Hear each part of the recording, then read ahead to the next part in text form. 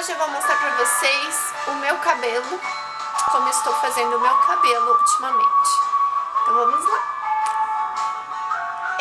Tô usando a rotativa, mas não sei como é mais rápido. Então vamos lá, peraí.